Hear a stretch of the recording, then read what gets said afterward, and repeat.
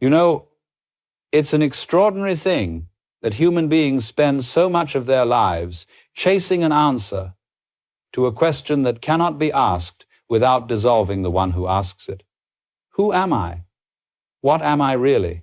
We hear that question and immediately begin rummaging through our mental attics, pulling out dusty boxes of identity names, occupations, nationalities, memories, moralities, ambitions. We say, I am this, or I am that, as though somewhere in that catalog of labels, the truth will finally appear, shining like a hidden jewel. But the trouble is, every answer we give is borrowed. It's learned. It's second-hand. When you were very small, you didn't call yourself anything. You didn't even know where you ended and the world began. There was only seeing, only feeling, only hearing, one seamless happening. And then one day someone pointed at you and said your name, and the spell began. You learned that you were a someone inside a body, inside a world, trying to make sense of everything else that wasn't you. The great game of separation had begun.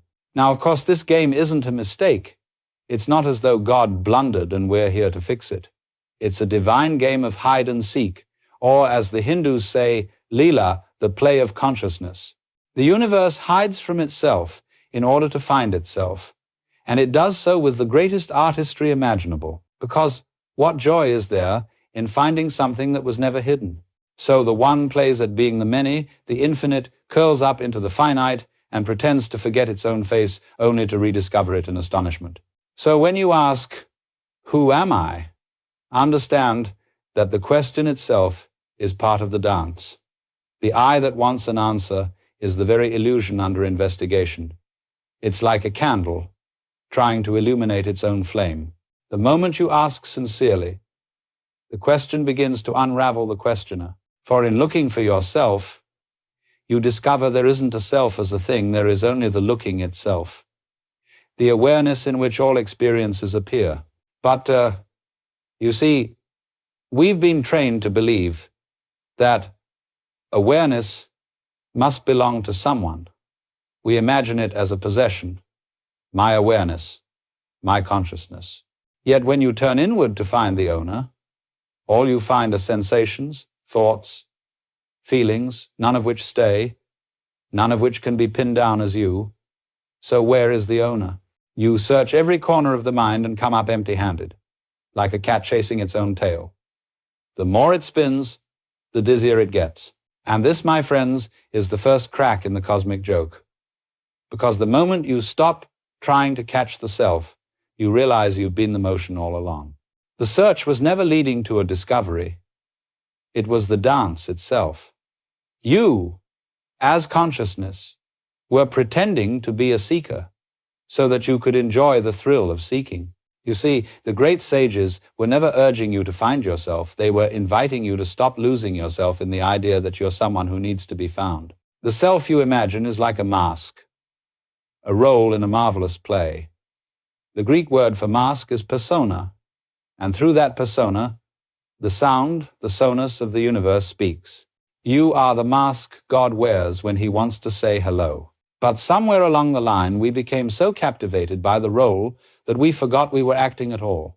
So, before we go any further into this exploration of what you are or what you are not, let us simply pause and taste this mystery, that the very one asking, who am I, is itself a ripple on the surface of something boundless, that the urge to know yourself is consciousness turning its gaze inward, as if the ocean were trying to comprehend the wetness of its own waves. And if, for just a moment, you stop trying to answer, and instead listen, not to my words, not even to your thoughts, but to the silence behind them, you may begin to sense what cannot be named. For in that stillness, before the next thought arises, before the next identity forms, there is a presence that doesn't need to ask the question at all. It is the question and the answer, the seeker and the sought, the play and the player. That, dear friends, is where our journey begins. You see, when we come into this world, there is no sense of separation. The newborn doesn't stand apart from the world and say, I am me, and that is you. There is simply a field of sensation, light and sound and movement, an undivided dance of happening. But very early on, something curious begins. The child hears its name. Over and over again, the sound becomes a kind of spell, a verbal magnet drawing awareness into a small circle. Tommy, Sarah, John. Each name a label stamped upon a mystery too vast to be contained. And the child begins to believe it. It learns that when someone says the name, it must respond. That this particular body, this face, this bundle of sensations is me, and everything else, by contrast, is not me. And from that moment forward, the play of separation begins in earnest. Now, it's a very convincing play. The stage is well designed. Your skin, for instance, feels like a boundary, but it isn't one at all. It's a bridge, a shimmering surface through which you breathe, touch, and exchange with everything around you. You are not sealed off from the world.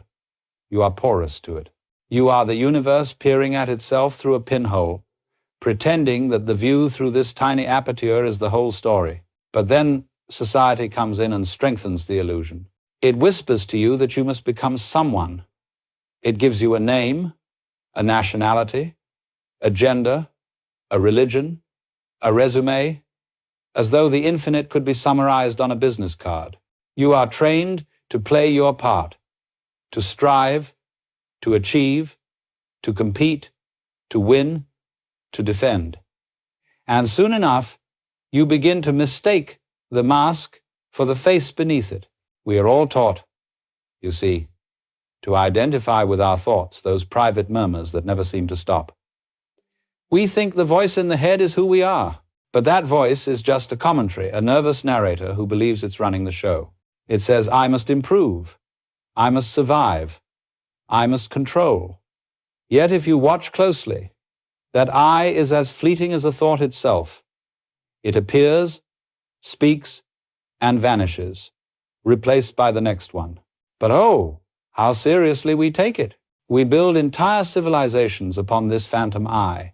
We create borders on maps, hierarchies of worth, systems of reward and punishment, all because of this peculiar misidentification. Humanity, one might say, is God pretending to be lost in its own imagination. You see, this sense of being a separate self isn't an error. It's a phase of the game. It's the moment in the cosmic play where the actor forgets the script and improvises beautifully, tragically, hilariously, because the whole drama of life depends upon the tension between I and the world. If you didn't believe, at least for a while, that you were apart from it, there would be no journey, no longing, no love, no discovery. But eventually, the mask grows heavy. The effort of maintaining me becomes exhausting. You begin to suspect that the persona, this precious little bundle of memories and plans, is not really alive. It's mechanical, rehearsed, and behind it, something vast is watching. You can feel it, a quiet witness that doesn't struggle, doesn't strive, doesn't even comment. It simply is. And that is the beginning of awakening. The moment the actor realizes he was never trapped in the play, only enchanted by it. You were never truly inside this body looking out. The body itself is inside the field of awareness that you are. The separate self was never an entity, only a story told by consciousness for the thrill of forgetting itself. So you see, when the Buddha says form is emptiness and emptiness is form, he's not giving you a riddle to solve. He's describing this very movement, the way being and illusion intertwine. The ego is not a sin to be destroyed, but a costume to be recognized. Once you see the costume for what it is, you can play your role freely, joyfully, without mistaking the play for the truth. And that is how the separate self is born, and how, in due time, it begins to suspect that it was never really separate at all. Now, once this marvelous illusion of a separate self has taken hold, it begins to build its little kingdom. It declares, I am the ruler of this body, the master of my thoughts, the captain of my fate. And it sets up an invisible throne right behind your eyes, issuing orders to the world that nobody seems to obey. But the ego's kingdom, you see, is always a nervous empire. It must constantly prove its existence. It feeds on control, comparison, and anxiety. Its three royal ministers. The first minister is control. The ego must feel that it is steering the ship. It says, I am making my choices. I am guiding my life. I am responsible for what happens. Yet, if you watch carefully, you will notice that life doesn't really consult you before it happens. Thoughts arise, emotions surge, decisions unfold, and actions follow all spontaneously, like music playing itself. You don't beat your heart or digest your food. You don't even consciously choose your next thought. It simply appears, like a guest who forgot to knock. And yet, the ego claims authorship over it all. It stands on the deck of a vast ship and shouts, look how well I'm sailing, while the ocean beneath it moves entirely on its own. The second minister is comparison. The ego survives by measuring, am I better than him? Worse than her? Farther along the path than them? It thrives on the sense of being a little higher or a little lower, but never simply being. For if it were to stop comparing, it would vanish. Because comparison depends on boundaries, the very illusion of separation it was built upon. So the ego busies itself with endless measurement. It turns life into a competition, love into a transaction, wisdom into a race. It cannot enjoy the sunrise unless it's more spectacular than yesterday's. It cannot rest in the moment because it is always peeking sideways to see how it ranks. And in this restless game of measuring shadows, it forgets that there is no yardstick for infinity. Then comes the third minister, anxiety. For the ego's world is one of perpetual insecurity. Having built itself upon imagination, it must defend that imagination at all costs. It worries about the future. It clings to the past. It frets about reputation and success. It wants certainty in a universe that dances in uncertainty. It is rather like trying to freeze a river so you can admire its shape. The moment you do, you kill its music. Life flows only when it's allowed to move. The ego's anxiety is the friction created when reality refuses to sit still. And so the kingdom of the self becomes a kind of tense theater, an endless drama of striving and defending, winning and losing. The actor forgets that the script is improvised, that the audience is himself, and that the curtain never truly falls. But here's the cosmic joke. Control, comparison, and anxiety are not flaws. They are the very clues through which you can see the illusion. Each of them points back to the same truth. There is no separate controller inside you at all. When you realize this, life begins to relax. Decisions still happen, but you no longer cling to them as yours. Success and failure still occur, but they are just waves rising and falling. Anxiety loses its grip, not because you conquer it, but because you see there is no one left to protect. The ego's little kingdom was never destroyed, it simply evaporated under the sunlight of awareness. You can still play its games, but now you play them knowingly, the way a child plays dress-up. You act your part fully, but you never again mistake yourself for the mask. And in that freedom, control becomes spontaneity, comparison becomes creativity, and anxiety turns into wonder. For what once felt like a battlefield reveals itself to be a playground, shimmering, alive, and endlessly new. That is the nature of the ego's kingdom.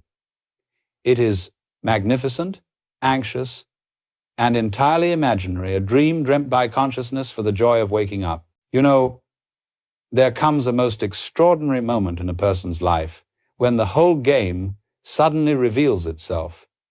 The mask slips just enough for you to see that it was a mask all along.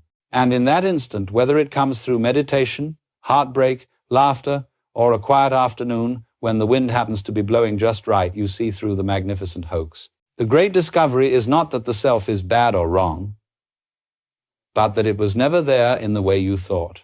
You realize you have been looking for a solid me, an independent, permanent center of control, and it's as if your hand passes right through smoke. There's nothing to hold on to. The I you've been protecting, improving, defending, and advertising is no more real than a character in a dream who wakes up and says, "But where was I all along?" Now, when this dawns on you, it can be both terrifying and funny, usually, both at once. Terrifying because the ground seems to vanish beneath your feet. If there's no me, says the mind, then who's living this life? And funny because you realize there never was any ground to stand on. You were floating in infinity the whole time, pretending to balance on a plank that never existed. It's like the moment you discover the magician's trick. At first you're disappointed, oh, is that all? But then, if you have a sense of humor, you begin to marvel. The illusion was so beautifully done, the sleight of hand so subtle, the universe's ability to fool itself so magnificent that you can only laugh in wonder at its artistry. When the Buddha said, "All conditioned things are illusions," he wasn't being gloomy. He was smiling. He saw that existence is an act of divine make-believe God pretending to be lost, pretending to be you, pretending to seek what it already is. And when the game is seen for what it is, the pretending continues, but the suffering ends. You can still play your role in the world.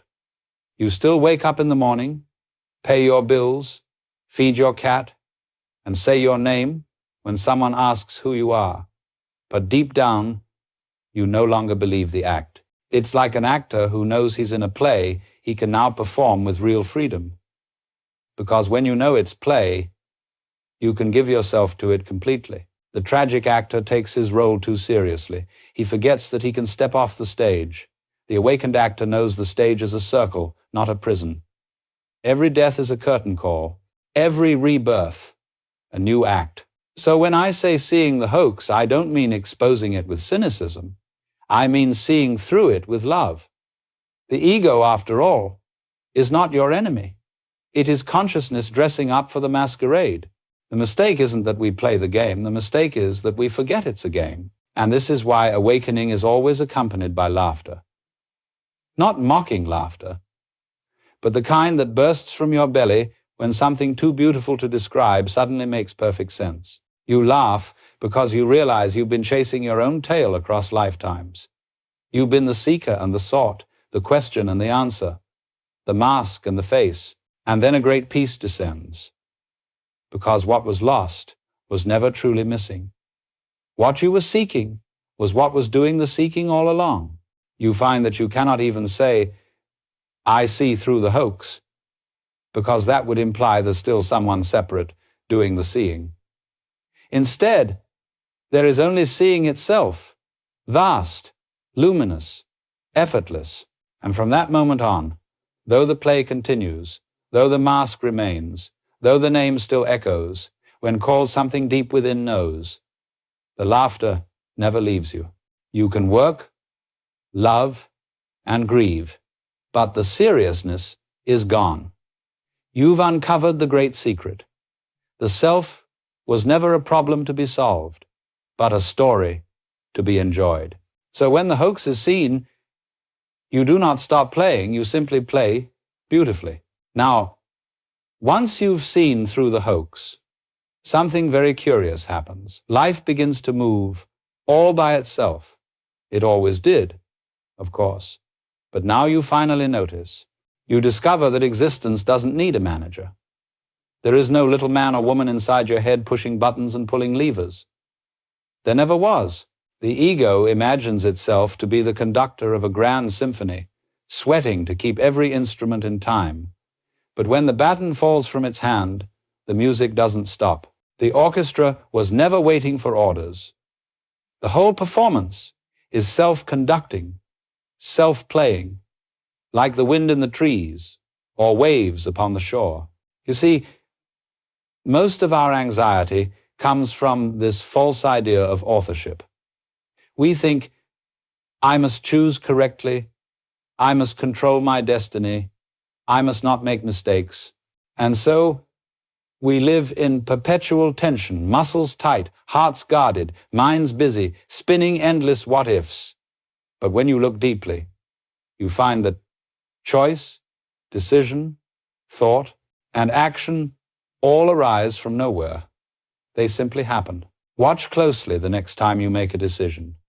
Before the thought, I will do this, appears, something else has already begun moving you toward it. The thought merely arrives as a narrator, claiming ownership after the fact.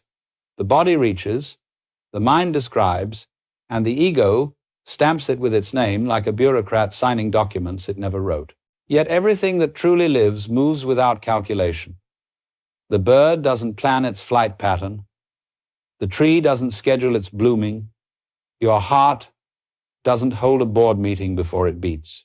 Life breathes, flows, sings, and dances spontaneously, freely, effortlessly. And so do you. But we've been hypnotized to believe otherwise. We've been taught that spontaneity is chaos, that surrender is weakness, that only control gives safety. So we try to grab hold of the river and call that living.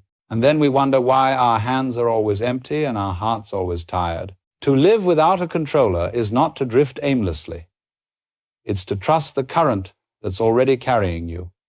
It's to see that you are the current, that the energy moving galaxies is the same energy blinking your eyes. Now, for the ego, this realization is horrifying, because it means the end of its favorite illusion, the illusion of agency. The ego wants to be the author of its story, the hero of its journey, the captain of its fate. It believes life is something happening to it, a series of challenges to overcome. But awakening reveals that life is happening as you, and that the you thought you were was merely a story told within it. And when that dawns, control gives way to participation. You begin to live like music being played, not trying to control each note, but letting the melody unfold. You discover that freedom was never about choosing, it was about flowing.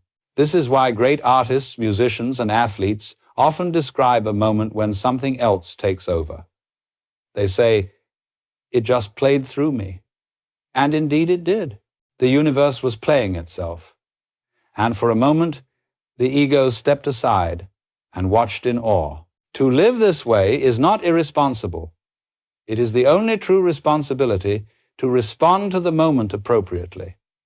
When hunger arises, you eat. When pain arises, you care. When joy arises, you laugh.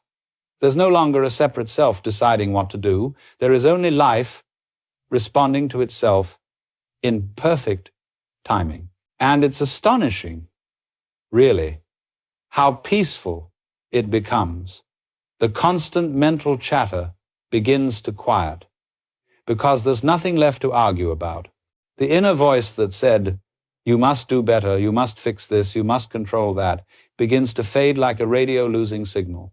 In its place comes silence, not empty, but alive, shimmering, vibrant. From this silence, everything happens. Words are spoken, feet walk, hearts love, tears fall, and yet there's no doer behind them. There is only doing. And this is what the great mystics meant when they said, not my will, but thy will be done. They weren't speaking to some external deity. They were recognizing that the will of the universe is not separate from their own being. There is only one movement, one process, one life. So when the controller disappears, nothing is lost. On the contrary, everything begins to work effortlessly. The river doesn't need a map to find the sea. The wave doesn't need to plan its return to the ocean. And you don't need to control your life to live it beautifully. Because, my friends, life has never required your permission. It only asks that you let it happen. You know, it's quite remarkable how much of our life revolves around the idea that something is wrong. From the moment we wake up, there's this low hum of dissatisfaction. I should have slept more. I should eat better. I should be further along in life. And this hum becomes the background music of our existence. We don't even notice it anymore because we've come to believe that being human means being perpetually slightly at odds with life. But when you begin to see through the illusion of the separate self, something very curious happens. You find that problems, in the psychological sense, no longer make any sense at all. Oh, the ordinary difficulties of existence remain. Your car still breaks down. Your tooth still aches. Your taxes still need to be filed. But the problem part of it, the mental storm that screams, "This shouldn't be happening to me," that disappears like mist in sunlight. You see, a problem only exists when there is a someone standing in opposition to what is. When you imagine that there is a me here and the universe out there, then the game of friction begins. I don't want this. I do want that. This is unfair. That is painful. And the whole structure of resistance builds itself around the ghost of an I that never existed in the first place. Once you see that there is no controller, no thinker behind the thoughts, no little pilot steering your life, the sense of opposition collapses. Experience continues, but the tension is gone. There are still waves, but the ocean no longer complains about them. Consider something as simple as a stomachache. When your stomach hurts, the stomach itself doesn't have a problem. It isn't saying, "Oh dear, I really shouldn't be doing this." It's just doing what it does, perhaps digesting a little too enthusiastically. The problem appears only when the ego steps in and says, "This shouldn't be happening to me. I don't have time for this. Why can't my body behave?" In that instant, sensation turns into suffering. But remove the commentator, and what's left? Just sensation, just life, in one of its countless forms. When the problem maker dissolves, life becomes astonishingly simple. You begin to notice that every so-called problem is really just a situation requiring an appropriate response. Rain falls, you take an umbrella. Hunger arises, you eat. Someone shouts, you listen. Then it's gone. The story ends there. It doesn't linger in the mind, being chewed over for days, like old gum. There's no need to turn life into a courtroom drama. This, you see, is freedom, not the absence of difficulty, but the absence of resistance. When you stop fighting reality, reality stops fighting back. You begin to realize that what you once called obstacles are just movements of the whole, flowing in perfect rhythm. They are not happening to you, they are happening as you. And in that recognition, even pain has a certain sweetness to it. Not that you go around seeking it, only that when it comes, it's no longer something alien, something to escape. It's simply another texture of the divine, like the low note in a symphony. It belongs. It's rather like when you're listening to music. If you cling only to the high notes, the melody loses its richness. The sorrow, the tension, the dissonance, all of it makes the resolution beautiful. Life, in the same way, contains the full scale. The awakened one no longer divides it into good and bad, desirable and undesirable. They hear the whole song. And when you live like this, peace doesn't mean the absence of storms. It means you no longer think you must control the weather. The mind becomes like a clear sky. Clouds come and go, but nothing sticks. You can finally breathe because you've stopped trying to edit the universe. So yes, bills will still arrive, bones will still ache, friends will still leave, and rain will still fall. But the problem maker, the one who insists that this must be otherwise, has retired.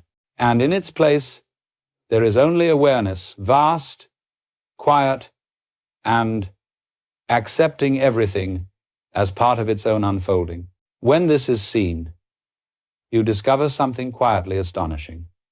Life doesn't need to be fixed. It was never broken. One of the strangest illusions the mind ever invented is the idea of time. We live as though we are travelers, moving through it, trudging from the past toward the future, dragging along a heavy bag of memories, always chasing some distant horizon that never quite arrives. And yet, if you look closely, if you really attend to what's happening right now, you'll see there is no journey at all. There is only this moment, eternally new, perpetually unfolding. The ego depends on time the way a fish depends on water. It must have a past to remember and a future to reach for, because without them, it can't exist. The separate self is a story, a narrative woven from memory and anticipation. And like all stories, it requires time to keep the plot going. But have you ever actually touched the past? Have you ever visited the future? They're both phantoms. The past is a memory occurring now. The future is an image occurring now. Everything you have ever experienced, everything you will ever experience, happens only in this eternal present. Now, the mind doesn't like this at all, because it lives on the tension between what was and what might be. The ego is a pendulum. It swings between guilt and anxiety. Guilt over the past, I should have. Anxiety about the future, what if I don't? But when you look closely, both are fictions. They are movements of thought appearing in a timeless awareness that has never changed. Let me put it another way. The present moment is not a thin slice between past and future, it's the whole pie. The now is not part of time. Time is an idea appearing in the now. You can no more step outside of it than a fish can swim out of the ocean to find where the water begins. And when you begin to sense this, not as an idea, but as a felt reality, something astonishing happens. The burden of time falls away. The regret that used to haunt you, the anxious anticipation that used to drive you, they lose their gravity. You discover that you don't need to manage the timeline of your life because the whole thing is happening at once, like a great cosmic symphony whose notes echo across eternity. This doesn't make you careless or lazy. In fact, you become more attentive than ever because you are no longer distracted by the ghosts of before and after. You respond to each situation freshly, as it is. Planning still happens, but it happens in the now. Remembering still occurs, but it occurs in the now. The dream of linear time ends, and you awaken into the living moment that has never begun and will never end. And you know, when this is seen, there is a marvelous lightness. You stop measuring your life like a progress report. You stop asking, am I ahead or behind? Because there's nowhere to go and no one to get there. You've always been here, the here that has no opposite. Imagine this, a wave in the ocean, worrying about when it will reach the shore, comparing itself to other waves that seem to move faster. But the ocean is already everywhere. There is no race. There is only movement, the rising and falling of form within a boundless sea. So when you are fully present, not as an effort, not as a technique, but as simple recognition, you find that every moment contains the entire universe. The ticking of a clock, the flicker of a candle, the sound of your own breath, all of it is eternity announcing itself as now. And this, you see, is the end of spiritual hurry. For so long, we've been trying to reach enlightenment as though it were a distant goal. But how can you reach what you never left? You are not on your way to the present moment. You are the present moment. When you stop running toward the future and away from the past, time collapses into timelessness, and you discover that what you truly are has never been in a hurry, because it has nowhere to go. It was here before the first sunrise, and it will still be here after the last sunset. So let the past be memory, let the future be imagination, and let yourself rest, at last, in the eternal. Now, the only reality that ever was, or ever will be. Now, once you have seen that all there is now, another veil begins to lift. You start to notice that the me and the world, the self and the other, are not two things at all. They are a single happening, one continuous movement, playing itself in countless forms. It's as if life were a great ocean, and each of us a wave upon its surface. The wave rises, and we call it me. It falls, and we call it death. But all along, the water has not changed. The shape changes, yes, the form, the rhythm, the name, but the essence is constant. When we look closely, we realize that what we have been calling other people are not really other at all. They are waves of the same sea, voices of the same song. The sunlight that falls on your skin also touches theirs. The air that fills your lungs fills theirs too. Every heartbeat is part of the same cosmic pulse. But the illusion of separation, you see, is a grand and necessary part of the game. Without the many, the one could not know its own vastness. Without contrast, there can be no play. So the universe divides itself, or seems to, just for the joy of seeing what happens when unity forgets itself for a while. When you look into someone's eyes, you are the universe, peering back at itself. The encounter between you and me is like two mirrors facing each other, reflections within reflections, infinite depth. But we have grown so accustomed to identifying with the surface image that we've forgotten the mirror itself. This is why we suffer from what I like to call cosmic paranoia. The separate self believes it is a stranger in a hostile universe. It says, I must defend myself from others, from nature, from fate. And so it spends its life at war with its own reflection, like a wave frightened of the ocean. But when the veil lifts, when you see that all things are expressions of one reality, paranoia turns to what we might call cosmic intimacy. You can no longer hate, because you recognize that hatred is a form of self-harm. You can no longer exploit, because you understand that every act is an act toward yourself.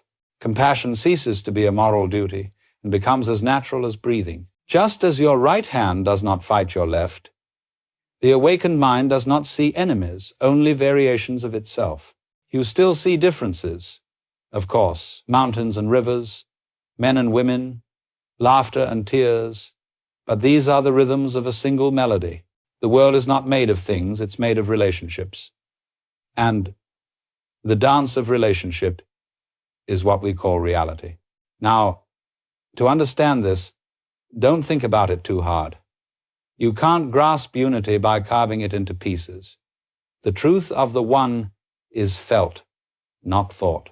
It reveals itself in moments of silence, when the mind stops trying to organize the universe into neat categories. Suddenly, you see it everything shimmering, connected, alive, and you realize that the boundaries you believed in were never there at all. This realization doesn't make you disappear into some bland oneness. No, it makes you more vividly you than ever before, because you understand that the individuality of the wave is how the ocean celebrates itself. When you know yourself as the whole, you can finally enjoy being the part. You can play your role completely, because you no longer fear being swallowed by the rest. You are the rest. This is why the awakened person can laugh, love, and weep so freely, because they see no contradiction between the one and the many. They are like a musician who knows every note belongs to the same harmony. The laughter of a child, the death of a star, the blooming of a flower, the fall of an empire, all of it, one cosmic rhythm, endlessly expressing itself. And so you begin to see life not as a conflict between opposites, but as a dance of complements, light and dark, birth and death, self and other, all turning within the same wheel. The one becomes the many remember the one, and the game continues forever. The wave rises, the wave falls, and in that eternal movement, the ocean smiles. You know, once you begin to see that everything is one great dance, you can't help but laugh. Not a cynical laugh, not the laughter of mockery, but the laughter of recognition, like remembering a secret you somehow always knew. You see, the universe has been playing hide and seek with itself all along, pretending to be you and me, pretending to be lost and confused, all for the sheer delight of finding itself again. The funny thing is, the joke has always been hiding in plain sight. We took life so seriously, our ambitions, our reputations, our philosophies, and all the while, the whole cosmos was winking. The trees have been laughing for billions of years, the stars dancing without agenda, the rivers flowing without guilt. Only we human beings got it into our heads that we were on trial. We thought the purpose of existence was to get somewhere, to pass the test, to earn some eternal gold star from heaven. But look closely, and you'll see. The purpose of the dance is not to reach the end of the floor. It's to dance. Life is musical, not mechanical. You don't listen to a symphony to arrive at the final chord. If that were the point, the best composers would write nothing but endings. No. You play it to hear the unfolding, the tension, the surprise, the play of sound upon silence. And so it is with existence itself. The universe didn't create you to accomplish something. It's playing at being you. You are the punchline of its own divine joke. The whole drama of birth and death, of success and failure, of enlightenment and ignorance. This is the laughter of God echoing through form. But of course, the ego doesn't find this funny at first. The ego takes itself terribly seriously. It thinks the universe depends on its approval. It believes that the meaning of life hinges upon its next achievement, its next affirmation, its next reincarnation of self-importance. The ego says, surely this can't just be play, there must be a deeper purpose. But the deeper purpose is play itself. The seriousness is the disguise. And when that dawns on you, when you suddenly realize that you've been taking a divine comedy for a courtroom drama, you laugh until you cry. You laugh at the absurdity of ever believing that you were in charge, that you were separate, that you were incomplete. You laugh at how hard you tried to become what you already were. And in that laughter, innocence returns. Not the naive innocence of a child who hasn't yet fallen, but the mature innocence of one who has fallen 1,000 times and seen there was never anywhere to fall. It is the innocence of the wise fool, the saint who still plays, the enlightened one who still spills tea and smiles about it. You see, the awakened person doesn't withdraw from life, they rejoin it fully. They dance, they weep, they make mistakes, they love without defense, and through it all, they know the secret. It's all a game. A magnificent, beautiful, heartbreaking, hilarious game. And because they know it's a game, they can play it with total sincerity. They can give their whole heart to it, knowing that nothing is ever really lost. So, laugh. Laugh deeply. Laugh at yourself, at your worries, at your holy seriousness. For the moment you do, you'll feel the weight of the universe lift. You'll feel the great cosmic exhale, the divine chuckle that says, finally you remember. And when you laugh like that, not to mock, but to celebrate, you've discovered the highest form of prayer. Because in that laughter, there is no fear, no striving, no separation. There is only joy, the sound of the universe recognizing itself. So don't take life seriously, my friends. Take it sincerely. Play the game with all your heart, but never forget it is a play. And the one who knows it's a play is free forever. Once you've seen through the cosmic joke, once you've felt the laughter of existence echoing through your bones, a new way of living begins not as an effort, but as a natural unfolding. You no longer live as the possessor of life, you live as life itself. You see, the old way, the way of the ego, was always about owning things. My mind, my body, my ideas, my success, my relationships. We built our sense of being out of possession, out of control, out of ownership. We were like children clutching sand, terrified of losing it, not realizing that the tighter we gripped, the more slipped away. But once you know yourself as the process, not the possessor, all of that falls away. You begin to see that you cannot lose what was never yours. You don't own your breath, it moves through you. You don't own your thoughts, they appear and dissolve like clouds. You don't even own your body, it belongs to the earth, on loan for a brief and beautiful moment. And strangely enough, this realization doesn't make life dull or detached. It makes everything more vivid. Because when you stop trying to possess experience, you finally taste it. When you stop trying to make moments last, you discover they never needed to. They were perfect in their impermanence. To live as the process is, to live like a musician in a jam session. You don't know what the next note will be. You just play. You respond. You listen. You flow. And because there's no plan, no rigid expectation, everything becomes alive. The melody invents itself through you. The ego always wanted a script, a guarantee, a clear goal. But life is jazz, not marching music. Its beauty lies in its unpredictability, in the way it constantly surprises itself. So instead of asking what will happen to me, you find yourself simply marveling, what is happening now? You begin to notice that life doesn't repeat, it renews. Every breath, every movement, every thought is an entirely new creation. Even the things you call ordinary are miracles.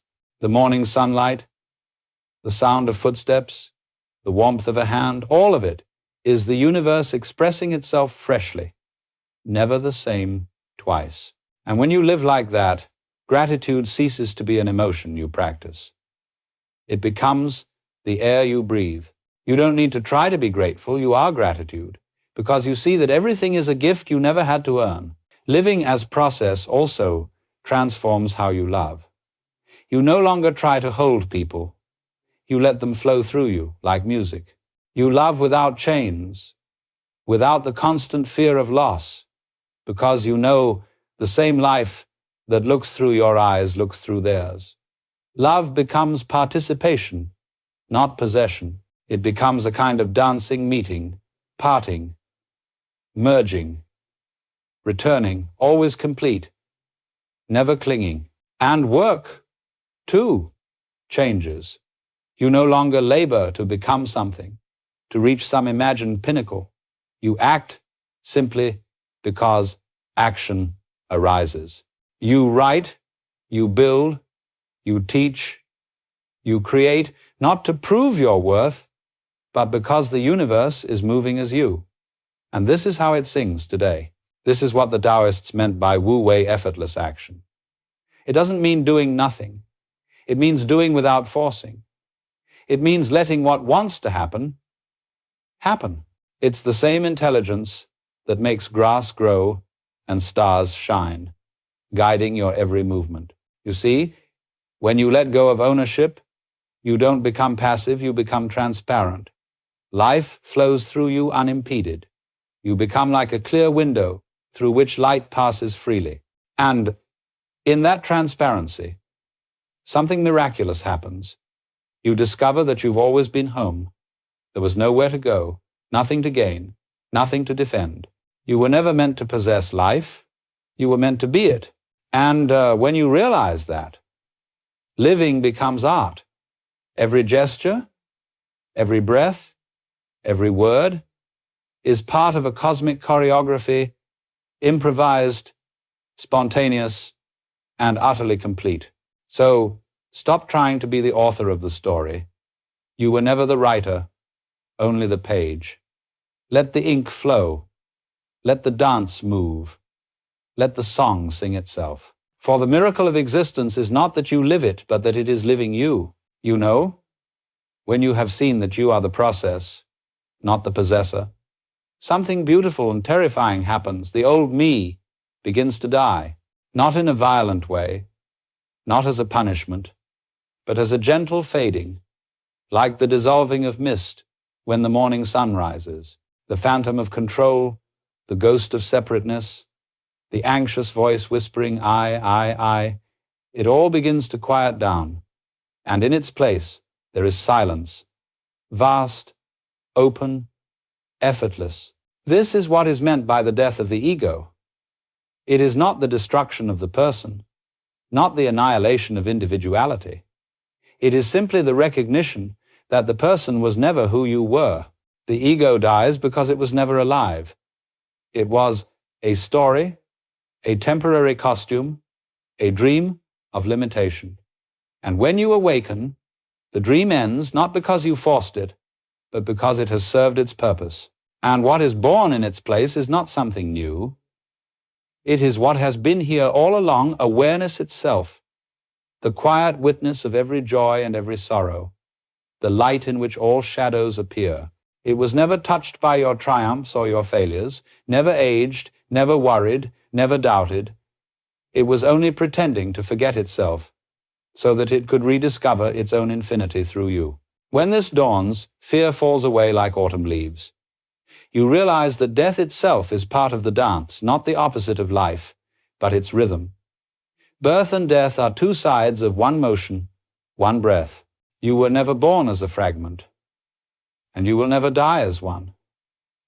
You are the total movement, the wave and the ocean, the inhale and the exhale, the appearing and the dissolving. When the body ceases, it is as though the wave has melted back into the sea, but the sea remains, laughing, alive, endlessly becoming itself again. This is why the awakened ones walk lightly upon the earth. They are not burdened by the future or haunted by the past. They know that life has no opposite. They see that everything is one continuous gesture, the universe reaching out with infinite hands to touch itself, to taste itself, to know itself. Freedom, then, is not something you earn or achieve. It is what remains when the one who was striving disappears. It is the open sky after the storm has passed. Clear, vast, boundless. And in that sky, clouds still drift, winds still blow, rains still fall. But nothing can stain the sky itself. You are that sky. When you understand this, life becomes unspeakably tender. You no longer hold on to people or moments, because you see, they were never apart from you. You can love without fear, give without demand, live without hesitation, for even when forms change, nothing is lost. The ocean loses no water when a wave subsides. And so, you no longer cling to enlightenment as a destination, nor to the self as a possession. You see that you were never separate from what you were seeking. You are the seeing itself, the awareness within which the game of forgetting and remembering plays eternally. And in this realization, there is peace, not the peace of escape, but the peace of acceptance. Not the stillness of withdrawal, but the stillness that moves through all movement, the eternal now smiling through every face, breathing through every heart, shimmering in every star. And then you find there is nothing left to seek, nothing left to prove, nothing left to protect. You can finally rest. You sit quietly, perhaps with a soft smile, and the whole universe exhales with you. The ego's death is not the end of life, it is the beginning of living freely. It is the moment the dream remembers, it is the dreamer. It is the wave remembering it was water all along. And when you know this, you walk through the world not as someone trying to reach the light, but as the light itself, shining, dancing, endlessly aware of its own infinite play. So here we are, my friends, the end, that was the beginning all along. The seeker has vanished into the sought, and what remains is silence. Vast, laughing, radiant silence. The silence that says, you were never apart, you were never born, you were never lost, you were always this. And that simple, self-evident truth is the final liberation. Thank you.